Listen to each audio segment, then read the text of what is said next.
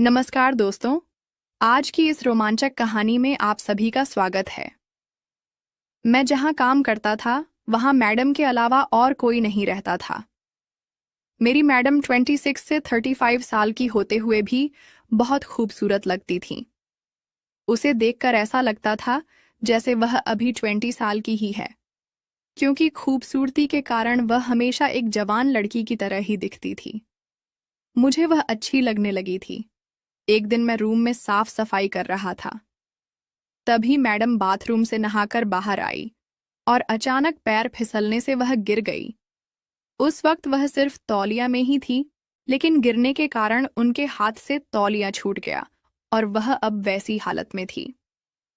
इससे पहले मैंने इस हालत में किसी भी लड़की को नहीं देखा था। उन्हें देखकर मेरे अंदर के जज्बात भड़कने लगा।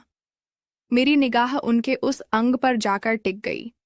उसे देख मेरे तन में आग सी लग गई। फिर मैंने मैडम को अपने बाहों में उठाया और कमरे में लेकर चला गया। मैडम के इस स्पर्श से मेरे पूरे बदन में करंट सा लग गया। अब वह भी बेकाबू हो रही थी। मेरा नाम आकाश है और मैं अभी 23 साल का एक हट्टा कट्टा नौजवान हूँ। हम दो भाई बहन अपनी माँ के साथ एक छोटे से गांव में रहते थे। मेरे पिताजी की अभी 4 साल पहले ही मौत हो गई थी। तब से मेरी माँ ने हम दोनों भाई बहन को अकेली ही पाला पसा। मेरा बाप बहुत गरीब था, जिसकी वजह से उनका सही इलाज नहीं हो पाया और वह चल बसे। मेरी माँ ने दूसरे के घरों में काम करके हमें किसी तरह से पाल पस कर बड़ा किया, लेकिन गरीबी के कारण मुझे वह पढ़ा नहीं सकी। बस गांव के स्कूल में ही थोड़ा बहुत पढ़ाई किया था, लेकिन मैं अपनी छोटी बहन को पढ़ाना चाहता था, इसलिए मैंने काम पर जाना शुरू कर दिया था। वक्त के साथ माँ की तबीयत अब खराब रहने लगी थी, लेकिन फिर भी माँ जबरदस्ती काम करने जाती थी। मैं बार बार माँ से कहता कि तुम घर पर ही रहा करो ताकि तुम्हें कुछ आराम मिले, लेकिन वह कहती कि अगर मैं घर पर रहूंगी तो पैसे कहाँ से आएंगे। माँ की बात सुनकर मुझे बहुत बुरा लगता था, लेकिन घर की हालत ही ऐसी थी कि मैं भी ज्यादा जोर नहीं दे सकता था। मैं भी रोज अपने दोस्तों के साथ काम पर जाता था, लेकिन जितने पैसे मुझे मिल रहे थे उतने में तो घर खर्च भी नहीं चल सकता था। इसलिए मैंने फैसला किया कि मैं शहर जाकर काम करूंगा। फिर मैंने अपनी माँ को यह बात बताई तो माँ ने मुझे शहर जाने की मंजूरी दे दी। 2-3 दिन के बाद ही मैं अपना सामान बांधकर शहर के लिए निकल गया। शहर पहुंचकर मैंने काम ढूंढना शुरू कर दिया, लेकिन मैं ज्यादा पढ़ा लिखा नहीं था, इसलिए मुझे अच्छी नौकरी नहीं मिल रही थी। इसी तरह भटकते भटकते मुझे कई दिन हो गए। अभी तक मुझे कोई भी काम नहीं मिला था। घर से लाए हुए पैसे भी धीरे धीरे खत्म होने वाले थे। मैं ऐसे ही उदास होकर बाजार में बैठा हुआ था। तभी मुझे किसी ने पीछे से आवाज लगाई। जब मैंने पलट कर देखा तब एक सुंदर सी औरत मुझे आवाज लगा रही थी। मैं उस औरत के पास गया। वह मुझसे मेरा नाम पूछने लगी और कहने लगी कि मैं देख रही हूं कि तुम कई दिनों से यहां वहां घूम रहे हो। क्या तुम्हें कोई काम चाहिए? उनकी बात पर मैंने कहा, जी मेरा नाम आकाश है और मैं गांव से इतनी दूर काम के लिए ही आया हूं, लेकिन मुझे कोई काम नहीं मिल रहा है। वह औरत यही कोई 27 से 28 साल की लग रही थी, लेकिन उसकी चेहरे पर मासूमियत झलक रही थी। वह देखने में एकदम कमाल की लग रही थी। तभी उसने कहा कि अगर तुम काम करना चाहते हो तो मेरे घर आ जाओ, मैं तुम्हें अपने घर काम दे दूंगी। मैंने कहा, जी मुझे तो काम करना ही है। फिर मुझे वह अपने साथ लेकर अपने घर चली गई। घर पहुंचने के बाद मैंने देखा कि उनका घर काफी अच्छा और थोड़ा बड़ा बना हुआ था। फिर वह कहने लगी कि आकाश, आज से तुम मेरे घर का काम करोगे। तुम्हें रहने और खाने की भी सुविधा दी जाएगी, लेकिन तुम्हें घर का सारा काम वक्त से और अच्छे से करना होगा। मैंने कहा कि मैडम, मेरी तनख्वाह। मेरी बात पर वह कहने लगी कि उसकी फिक्र तुम मत करो, यहाँ तुम्हें अच्छे पैसे मिल जाएंगे। फिर मैंने कहा कि मैडम, आप यहाँ अकेली रहती हैं? तो उसने कहा कि हाँ मैं यहाँ अकेली ही रहती हूँ, लेकिन आज से तुम इस घर का अच्छे से ध्यान रखोगे, क्योंकि तुम मुझे बहुत ईमानदार लगते हो। मैंने कहा, मैडम आप फिक्र ना करें, आपने मुझ पर भरोसा किया है और मेरी इस मुश्किल समय में मुझे काम दिया है, इसलिए मैं पूरी ईमानदारी से आपका काम करूंगा। मैंने फिर उनसे झिझकते हुए उनका नाम पूछा तो उसने अपना नाम रिया बताया। फिर उसने मुझे घर का सारा काम अच्छे से समझा दिया और एक छोटा सा कमरा रहने के लिए दे दिया। मैंने अपना सामान रखा और काम पर लग गया। मैडम रोज सुबह 9 बजे अपने काम पर जाती थीं। मैं उनके जाने से पहले उनके लिए नाश्ता तैयार कर देता था। धीरे धीरे मैं उनके घर को अच्छे से संभालने लगा। मैडम मेरे काम को देखकर खुश होती। मुझे भी रिया मैडम के यहाँ काम करके अच्छा लग रहा था, क्योंकि वह मुझसे बहुत ही अच्छे तरीके से पेश आती थी। रिया मैडम के चेहरे पर एक अलग ही मुस्कान होती थी। कभी ऐसा नहीं लगता था कि उन पर कोई मुसीबत आने वाली है। धीरे धीरे वक्त वो गुजरता गया और मुझे उस घर में काम करते हुए 5 महीने हो गए। वहां मुझे तनख्वाह भी अच्छी मिल रही थी। उनमें से मैं अपने खर्च के पैसे निकालकर बाकी के पैसे घर भेज दिया करता था। मैं इतनी अच्छी नौकरी अपने हाथ जाने नहीं देना चाहता था, इसलिए मैं पूरा ध्यान देकर घर का काम कर रहा था ताकि मुझसे कोई गलती ना हो। मेरी मैडम जब तक घर में होती थी तब तक वह मुझसे खूब बातें करती थी, जिसकी वजह से मुझे ऐसा लगता था जैसे मैं इनका नौकर नहीं बल्कि इस घर का कोई सदस्य हूँ। रात के काम से आने के बाद भी वह मुझसे अपने पास बैठाकर ढेर सारी बातें किया करती थी। मैं भी उनके इस रवैया से बहुत खुश रहता था। एक दिन रात का खाना बनाकर मैं ऐसे ही बैठा हुआ था, तभी मैडम ने आवाज दी कि खाना लगा दो।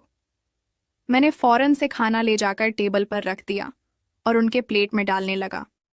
तभी मैडम ने कहा कि आकाश, तुम भी अपना प्लेट ले आओ और यहीं मेरे साथ बैठकर खा लो। उनके कहने पर मैंने भी अपना प्लेट लगा लिया और खाना खाने बैठ गए। इसी दौरान मैडम मुझसे मेरे परिवार के बारे में पूछने लगी। फिर मैंने गौर किया कि मैडम मुझे एक अजीब सी नज़रों से देख रही थी। उनकी आंखों में मुझे कुछ और ही नजर आ रहा था और कहीं ना कहीं मैं भी उनके बारे में सोच रहा था कि आखिर उनकी इतनी उम्र हो गई है, लेकिन अभी तक शादी क्यों नहीं की। यह सवाल मेरे जहन में पहले भी कई बार आ चुके थे, लेकिन मुझे कभी पूछने की हिम्मत नहीं हुई थी। खाना खाने के बाद हम अपने कमरे में सोने चले गए।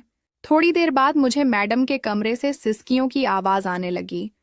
वह इस तरह से सिसकियां ले रही थी जैसे वह रो रही हो। यह बात मुझे ज्यादा हैरान कर रही थी।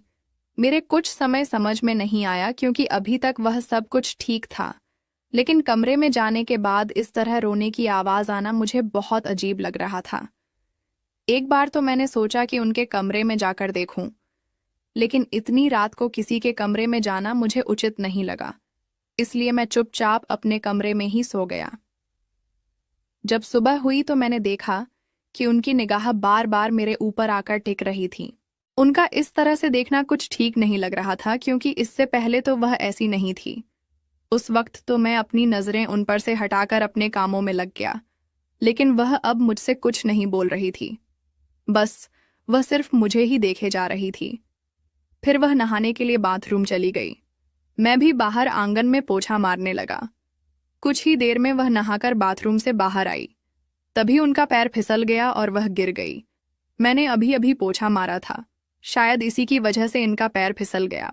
उस वक्त वह केवल तौलिया में ही थी, जिसे देखकर मुझे बहुत अजीब लग रहा था। उसका गोरा बदन मुझे मदहोश कर रहा था, लेकिन वह मेरी मालकिन थी और मुसीबत में मुझे काम दी थी। इसलिए फौरन से अपनी निगाह उसके बदन पर से हटाया और दौड़कर उनको उठाने लगा। जैसे ही मैंने उसका हाथ पकड़कर उठाया तो वह कहने लगी कि मुझे कमरे तक छोड़ दो। उनके कहने अनुसार मैंने उन्हें उनके कमरे में ले जाकर छोड़ दिया। फिर मैं फौरन से बाहर आ गया, क्योंकि जिस हाल में अभी वह थी उस हाल में वहां रुकना मेरे लिए किसी कयामत से कम नहीं था। क्योंकि मैं एक जवान मर्द था और भावनाएं मेरे अंदर भी थीं, इसलिए मैंने वहां से बाहर आना ही बेहतर समझा। किसी तरह 3 दिन गुजर गया, लेकिन अब मैंने देखा कि मैडम पहले से ज्यादा उदास रहने लगी। हमेशा चहकने वाली मेरी मैडम अब परेशान सी रहने लगी थी, जिसे देखकर मुझे बहुत बुरा लग रहा था। मैं उनके ही बारे में सोचने लगा था कि आखिर ऐसी क्या बात हो गई थी जो वह उदास रहने लगी थी। वह देखने में बहुत ही ज्यादा हसीन लग रही थी, लेकिन फिर उनकी उदासी को देखकर मुझे हैरानी भी हो रही थी। कभी सोच रहा था कि जाकर पूछूं कि बात क्या है, लेकिन फिर मेरी नौकरी जाने का भी डर था। मुझे लगता था कि कहीं मेरी किसी बात का बुरा लग गया तो वह मुझे नौकरी से निकाल देंगी, जबकि नौकरी पाने के लिए मैं कितने ही दिनों तक भटकता भटका हूं। इसलिए अब मैं और नहीं भटकना चाहता था। मैं अपने बिस्तर पर लेटे यह सब सोच रहा था, तभी फिर से मुझे मैडम की सिसकियां भरी रोने की आवाज सुनाई देने लगी। मैं फिर से उसको सुनकर परेशान होने लगा। फिर मैंने फैसला किया कि अब चाहे जो हो, मैं उससे यह बात जानकर ही रहूंगी। मैं अपने कमरे से निकलकर मैडम के कमरे के पास पहुंच गया और उनका दरवाजा खटखटाने लगा। लेकिन जैसे ही मैंने दरवाजा खटखटाया तो वह आवाज आना बंद हो गया। लेकिन मैं दरवाजे पर ही खड़ा रहा। थोड़ी देर वहां खड़ा रहने के बाद जब दरवाजा नहीं खुला तो मैं अपने कमरे में आकर सो गया। जब सुबह हुई तो मैं फिर से अपने कामों में व्यस्त हो गया, लेकिन आज भी मैडम के चेहरे पर वही उदासी झलक रही थी।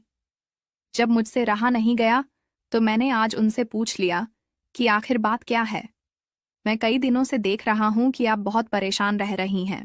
पहले तो आप ऐसी नहीं थीं। अचानक ऐसा क्या हो गया है? मेरी बात को सुनकर वह मुझसे कहने लगी, आकाश, तुम यह सब जानकर क्या करोगे? मुझे अपने हाल पर छोड़ दो और तुम अपने काम पर ध्यान दो। जब वक्त आएगा तब मैं तुम्हें जरूर बताऊंगी। अपनी मैडम के मुंह से इस तरह की बात सुनकर मैं चुप हो गया, क्योंकि मैडम एक अच्छी औरत थी और उन्होंने कभी भी मुझसे बुरा बर्ताव नहीं किया था। फिर मैं इन बातों को छोड़कर अपने काम में लग गया, लेकिन अब मेरे अंदर मैडम को लेकर कुछ ज्यादा परेशानी थी। ऐसा लग रहा था जैसे मैं अपनी मैडम से प्यार करने लगा था, लेकिन मेरे अंदर उतनी हिम्मत नहीं थी कि उनसे इस बारे में बात करता। आज जब मैं सारा काम खत्म करके अपने कमरे में आया तब मुझे फिर से वही आवाजें सुनाई दे रही थीं। लेकिन आज मैंने फैसला कर लिया था कि आज मैं इसके पीछे की वजह जानकर ही रहूंगा। आज मैं फिर अपने कमरे से निकलकर मैडम के कमरे के पास जाकर खड़ा हो गया। फिर मैंने दरवाज़ा खटखटाया और दरवाज़ा न खुलने के बाद जब मैं अपने कमरे की तरफ जाने लगा तभी मैडम के कमरे का दरवाज़ा खुल गया। मैंने देखा तो मैडम एक नाइटी पहनी हुई दरवाजे पर खड़ी थी। वह उदास होकर कहने लगी कि क्या बात है आकाश, तुम इतनी रात को यहाँ क्या कर रहे हो? मैंने कहा कि मैडम, आपकी उदासी अब मुझसे देखी नहीं जा रही है, इसलिए मैं यह जानने के लिए आया हूं कि यह सुन मैडम मेरा हाथ पकड़कर अपने कमरे के अंदर लेकर चली गई और मुझे बैठने को कहा। फिर मैंने कहा कि अब तो बताइए कि बात क्या है।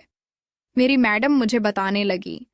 वह कहने लगी कि आकाश, मैं एक अनाथ हूं। जब मैं 4 साल की थी तब मुझे एक आदमी ने गोद लिया था, क्योंकि उसका भी अपना कोई नहीं था। इसलिए वह मुझे अपने घर में लाकर मुझे अच्छे से रखने लगे।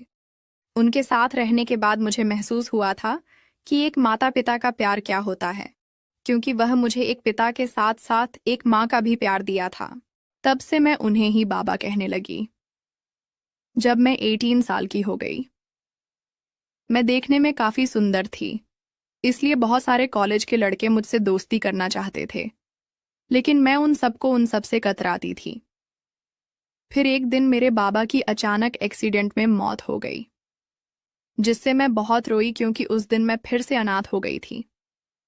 उनके पास जो भी पैसे और जमीन जायदाद थी वह सब वह मेरे लिए छोड़ गए। उनके जाने के बाद मैंने अपनी पढ़ाई जारी रखी। उसी दौरान मुझे कॉलेज में एक लड़के से प्यार हो गया। वह मुझे बड़े बड़े ख्वाब दिखाने लगा, जिससे मैं भी अपनी आने वाली जिंदगी को लेकर बहुत खुश थी। वह मुझे कभी होटल में लेकर जाता तो कभी दूर से ऐसी जगह ले जाता जहां से किसी का आना जाना नहीं होता था। वहां ले जाकर वह मेरे साथ हर दिन अपनी इच्छा को पूरा करने लगा था। मैं उसे रोकती तो वह कहता कि हम शादी करने वाले हैं, तुम फिक्र मत करो, मैं तुम्हें कभी अकेला नहीं छोड़ूंगा। लेकिन कुछ महीने बाद जब मैं प्रेग्नेंट हो गई तो मुझे डर लगने लगा और मैं काफी घबरा गई। एक दिन मैंने उस लड़के को बुलाया और सारी बातें बता दी। मैंने उससे कहा कि हम शादी कर लेते हैं। बिना शादी के मैं माँ कैसे बन पाऊंगी? यह समाज क्या कहेगा? मैं तो बर्बाद हो जाऊंगी। लेकिन उसने शादी से साफ मना कर दिया और मुझे उसी हाल में छोड़कर वहां से चला गया। और फिर मुझे हमेशा के लिए अकेला छोड़ गया। धीरे धीरे मेरी बात सबको पता चलने लगी, तो फिर लोग मुझे हर दिन उल्टा सीधा सुनाने लगे। कुछ लड़के मेरी इज्जत से खेलना भी चाहते थे, जिसकी वजह से मैंने घर से बाहर निकलना बंद कर दिया था। मैं हर दिन रोती बिलखती रहती, लेकिन मेरी भगवा भावनाओं को कोई समझने वाला नहीं था। एक दिन मैंने सोच समझकर एक फैसला किया और अपना पेट साफ करवा लिया। मुझे अपने पैरों पर खड़ा होना था। उस वक्त कुछ दिनों तक मैं यूं ही घर में पड़ी रही और सोचती रही कि अब क्या करूं। इसी तरह वक्त गुजरता गया और मेरी शादी की उम्र होने लगी। लेकिन मैं अनाथ थी। मेरे बारे में सोचने वाला कोई नहीं था। इसी वजह से मैंने बाहर लड़कों से दोस्ती करनी शुरू कर दी, लेकिन वे सब भी मेरे शरीर के ही भूखे थे। वह सब मेरा इस्तेमाल करते थे। जब मैंने शादी की बात चलाई तो बच्चलन लड़की कहकर सबने शादी से इनकार कर दिया। अपनी इसी हालत की वजह से मैं टूटती चली गई। फिर मैंने फैसला किया कि मैं उस शहर को छोड़कर दूसरे शहर में चली जाऊंगी और एक दिन वहां से यहां आ गई। यहां आने के बाद मैं एक कंपनी में पार्ट टाइम काम करने लगी और बाकी के समय में अपनी आगे की पढ़ाई करनी शुरू कर दी। वक्त गुजरता गया और मैं अपनी काबिलियत के दम पर एक बड़ी कंपनी में सबसे ऊंचे पद पर काम करने लगी। अभी मैं जिस कंपनी में काम करती हूँ, वहाँ के कई लोग मेरे से शादी का प्रस्ताव रखा, लेकिन जब उन्हें यह मालूम हुआ कि मैं एक अनाथ हूँ, तो शादी से साफ इनकार कर दिया, जिसकी वजह से मुझे बहुत बुरा सदमा लगा और मैं बीमार रहने लगी। मैं जवान हो गई थी। मेरे अंदर भी एक औरत की भावनाएं उफान मारने लगी थीं। इसलिए मैं शादी करके अपना घर बसाना चाहती थी और वह सब अपने पति के से पाना चाहती थी, जो एक पत्नी को अपने पति से चाहिए होता है। लेकिन मुझे महसूस होने लगा कि मेरी शादी होना अब बहुत मुश्किल है। एक दिन मैं ऑफिस में बैठी इन्हीं सब बातों के बारे में सोच रही थी। तभी मेरे सीने में अचानक दर्द हुआ और मैं बेहोश हो गई। डॉक्टर ने मुझे बताया कि यह हार्ट अटैक का पहला झटका था। इसलिए अब से आपको कोई भी परेशान करने वाली चीजों के बारे में नहीं सोचना है और ना ही कोई टेंशन करनी है, नहीं तो यह झटका दोबारा आ सकता है। कुछ दिन के बाद से मैंने बीती हुई बातों पर ध्यान देना बंद कर दिया और हमेशा हंसने की कोशिश करने लगी। लेकिन अब कुछ दिनों से मैं जब अपने कमरे में आती हूँ तो मुझे अपनी जिंदगी में अकेलापन महसूस होता है। ऐसा लगता है जैसे मैं अनाथ हूं और अनाथ ही रह जाऊंगी। इसी दुख की वजह से मैं अपने आंसू को नहीं रोक पाती हूं और रोने लगती हूं। इतना सब बताते हुए मैडम की आंखों में आंसू आ रहे थे, लेकिन उनकी बातों को सुनने के बाद मेरे आंखों में भी आंसू आ गए थे। मैं सोचने लगा कि लोग कितने स्वार्थी हैं। क्या एक अनाथ को जीने का कोई हक नहीं है? मैंने रिया मैडम से कहा कि मैडम, अगर आप बुरा ना मानो तो मैं आपसे कुछ कहना चाहता हूँ। मैडम मुझे हैरान नजरों से देखने लगी। तभी मैंने कहा कि मैडम, आप चाहे तो आपकी जीवन में मैं खुशी दे सकता हूँ, जिसकी उम्मीद आप छोड़ चुकी हैं। वह मेरी तरफ देखकर कहने लगी कि आखिर तुम्हारे कहने का मतलब क्या है? मैंने कहा कि मैडम, मैं आपसे प्यार करने लगा हूँ। अगर आप चाहो तो मैं आपसे शादी करने के लिए तैयार हूँ। मुझे आप बहुत अच्छी लगती हैं। लगती हो मैडम मेरा हाथ पकड़ लिया और कहने लगी, क्या तुम सच कह रहे हो? मैंने उसे पूरा यकीन दिलाया कि मैं उसे प्यार करता हूँ और फिर अगले ही दिन मैंने उसके साथ शादी कर ली। वह मुझसे लिपट कर रोने लगी और कहने लगी, आकाश, तुमने मेरी भावनाओं को समझा और मुझे अपना बनाया।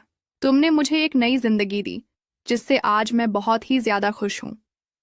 मैंने कहा कि मैं गरीब जरूर हूं, लेकिन मैं औरत की भावनाओं का सम्मान करता हूं। फिर जब शादी के बाद हमारी सुहागरात थी, तो मैंने रिया से कहा कि मैं चाहता हूं कि उसकी शुरुआत तुम करो, क्योंकि मैं तुम्हें खुश देखना चाहता हूं। फिर रिया ने मेरा हाथ पकड़ा और मुझे लेकर कमरे में चली गई। उस रात हमने जमकर प्यार किया। हम दो जिसमें एक जान हो गए थे। जब सुबह हुई तो मैंने देखा कि मेरी पत्नी रिया के चेहरे पर फिर से वही मुस्कान झलक रही थी, जिसे देखकर मुझे बहुत अच्छा लग रहा था। फिर रिया ने मुझसे कहा कि तुम अपने परिवार को सब कुछ बताकर यहाँ ले आओ ताकि मैं पूरे परिवार के साथ ही यहाँ पर रहूं।